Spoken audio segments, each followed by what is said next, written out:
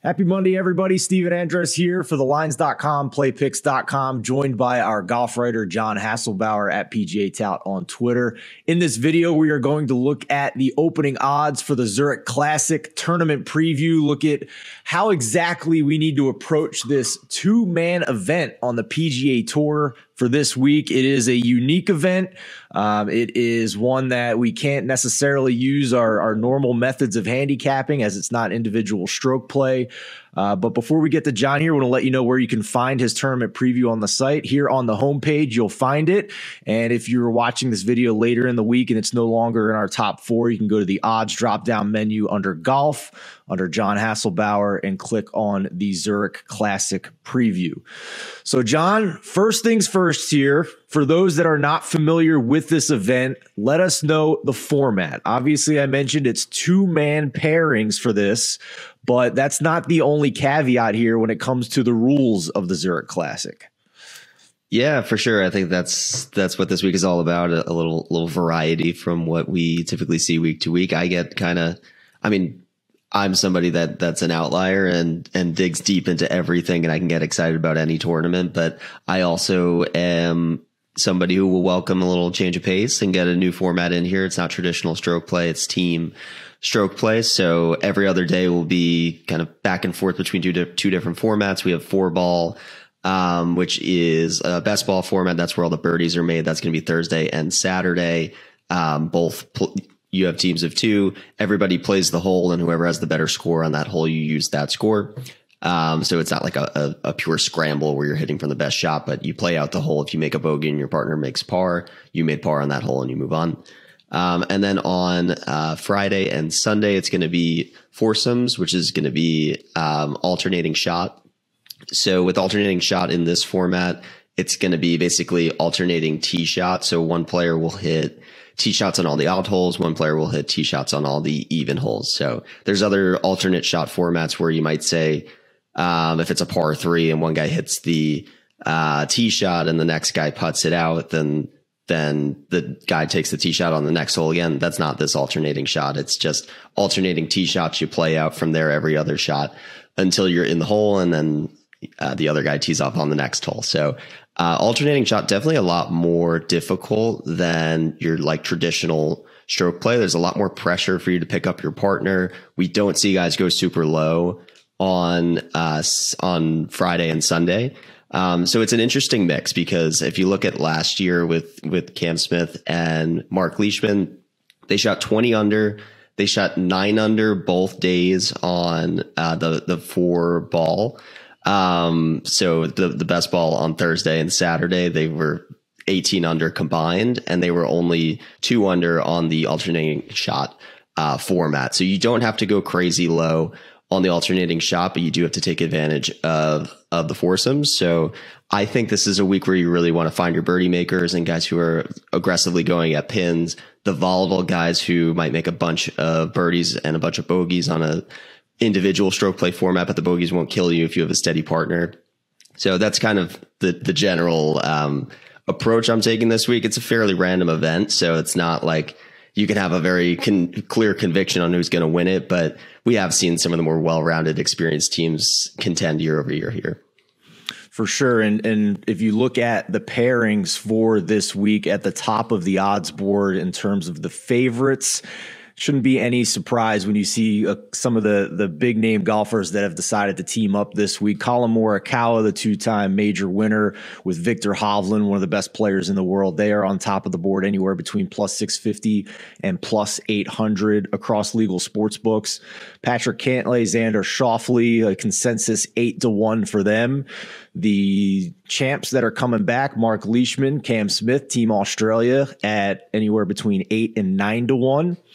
Number 1 player in the world, Scotty Scheffler, who apparently can't lose anymore, is teaming up with another past champion in Ryan Palmer, 10 to 11-1. I'm a little bit surprised by that. I guess, maybe his playing partner is what's bringing those odds down a little bit, but certainly has some course history. And lastly, another kind of horse for the course that you mentioned, Billy Horschel has played well here. He's won here, teamed up with one of the bright young talents on the PGA Tour and Sam Burns Team Louisiana, if you will, between 10-1 and 12-1 there. Anything stand out for you in terms of the top of the board here this week, John?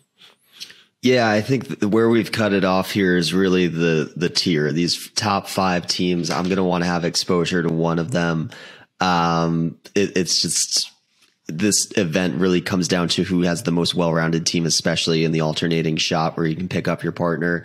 You can't win this single-handedly. You might be able to get a little hot and make a bunch of birdies in the foursomes rounds, but eventually you're going to need your partner to pick you up in the alternating shot format. And these 5 teams definitely have the most well-rounded teams. I'm kind of gravitating towards Burns and Horschel. They actually rounded out as one of the better combinations of recent form, world golf ranking. I believe they're both inside the top 15 in the world golf ranking at this point.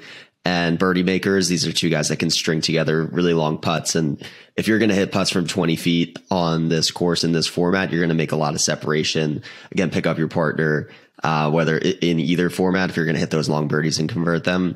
Horschel has all the history here. He's won both individually and in team play with Scott Piercy. So we know that it's not like he was riding coattails like a Ryan Palmer who's won with Rahm and played with Spieth in the past. Horschel's gotten it done with a pretty average partner here. So I think that's encouraging. And then Sam Burns, obviously he went to LSU. He's very familiar with Louisiana. They had a good showing last year together, and then they played again at the QB shootout last year. So we know there's a little bit of camaraderie there. I think Billy Horschel's kind of a tough guy to get camaraderie with. He's a quirky dude. But if Sam Burns likes it and he's comfortable and they've played a lot together, they shot 18 under last year. They had a one bad alternate shot day where they shot, I think, 1 over par. And if they just clean that up a little bit, they would have been right in the mix. And they were one of the favorites last year. So I think it's actually a pretty decent number, one that I will most likely find myself betting on this week.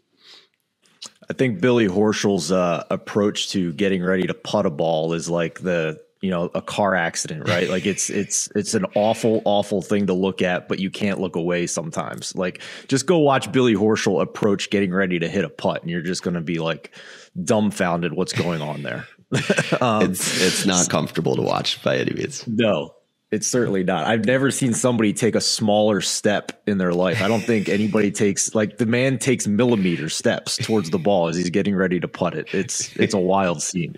I'm with you though here. I don't know which of these pairings I'm going to bet at the top of the board. I'm probably going to have one, but I'll at least note that this may be the last time we don't see Scotty Scheffler at the very top of an odds board for the rest of the season, considering he's won 4 of his last 6 events, including a WGC and a major. Just so happens that this is a pairs event, and that's what's pushed him down below the top 3 at this point, but at least notable to mention that at this point. Let's go down a little bit further here in your tournament preview, and we'll talk about TPC Louisiana. We could talk about course comps and all that, but with the format the way it is, we'll at least just mention briefly that it's a par 72, 7,400 yards on this course compared to what we saw last week with a much shorter course over at the RBC Heritage in Hilton Head. So let's skip all that because, we know it's a pairs event. Guys are going to go low no matter what. It's more about what players are doing coming into this event. So, but at least let's talk about the key stats that you are looking at this week, even though this isn't a traditional modeling week for an individual stroke play event. Yeah, I mean, the broad strokes of it, I think if you're able to just identify the teams that have I would say like the best weakest link, that's going to go a long way in here in a team event. You want guys who have some sort of connection, whether they've played in like a President's Cup or a Ryder Cup together. We have that with like Xander and Cantlay, and a few others in here who have teamed up. Even if you look back, which I haven't done this granularly yet, but there might be some like Walker Cup team camaraderie or college teammates. If you dig deep enough, I'm sure that information will come out of how these guys know each other, but just being comfortable with each other and knowing your guy, being able to pick him up if he has a bad shot. That has seemed to go a long way in this format. If we just look at the past winners, there's some sort of through line between these guys. And, I think that subjectivity is actually important this week. Birdies are better gained. I mean, everybody's going to be aggressive in this format anyway, so it's going to reward the guys who go after pins and aren't afraid of like short siding themselves. You don't want guys who play conservatively and aim at the middle of the green here. I would imagine that the guys are going to be super aggressive anyway. But you want guys who can string together birdies, and you're not so much concerned here if they make a couple bogeys, especially in the 4-ball format. And then apart from that, it is a 7,400 yard course. So there is some teeth here. It's a longer, the par threes, and I would say like half the par fours are long.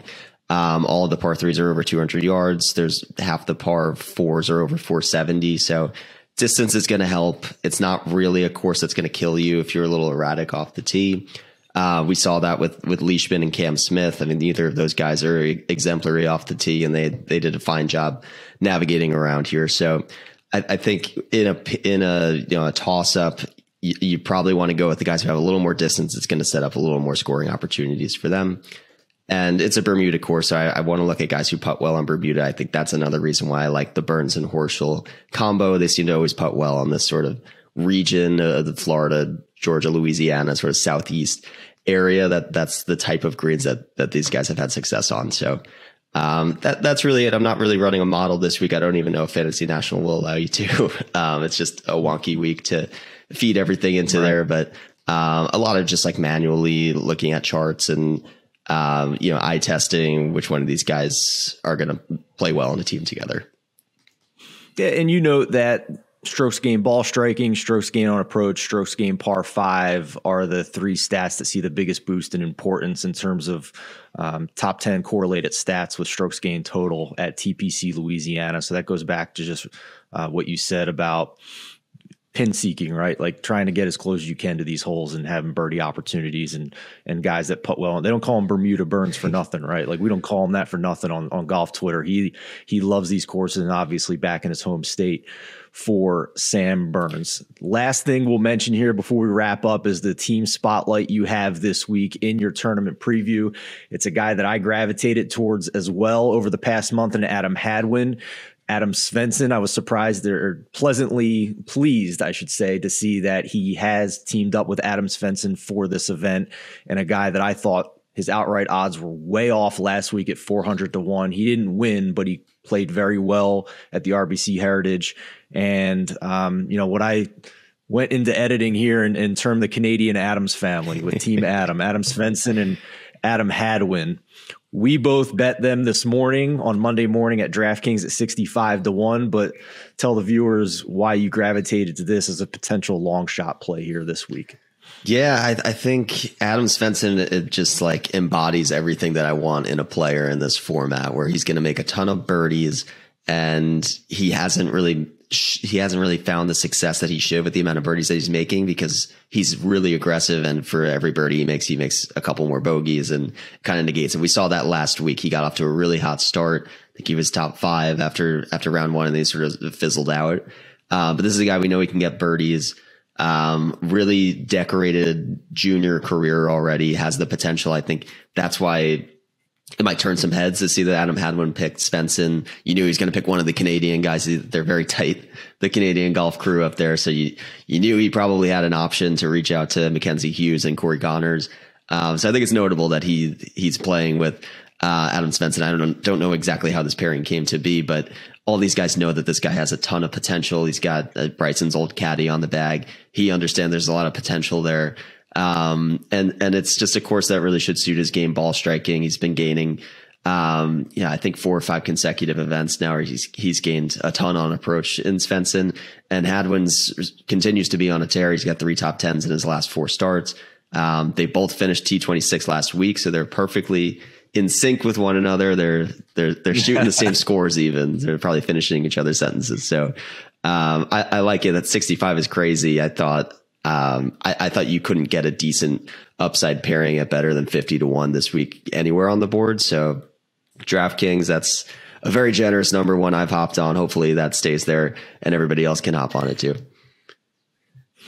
Absolutely. And the other thing I'll just mention about this group is, if you don't like the golf stats that John just mentioned about it, and you want to go take a walk down narrative street here, Hey, Canada made the World Cup this year just a couple of weeks ago. Ontario legalized sports betting. And if you happen to be watching us from Ontario, you can click that Ontario sports betting link at the top of thelines.com to get your sign up offers for Team Canada and the Adams family this week. So, hey, the stars are aligning here north of the border, and maybe they can pull this one off. I hope so. I'm also planning my bachelor party in Canada, so I think that's just another feather in the cap. There we go. There we go. I love it. It's beautiful. And they still pay us in American instead of Canadian, which always helps. So we'll take that as well. What to watch for at the Zurich Classic as we wrap up here. John has put together a nice little combination of strokes gained total plus birdies or better gained over their last 36 for the team average. So you can look at these rankings as you get ready to navigate the odds across legal sports books. A little bit later on, after we finish recording here, we will have the odds table that compares the odds across legal sports books. Just doing a little bit of tech behind the scenes with this team event, a little bit different than the individuals in terms of getting that published up there, but we will have it for you. And that's about it. So thank you so much for watching this video. Be sure to check back to thelines.com all week to get you ready for the Zurich Classic. John will have his betting card on Wednesdays as he always does. But for John, I'm Steven. Thanks for watching, and we'll see you next time.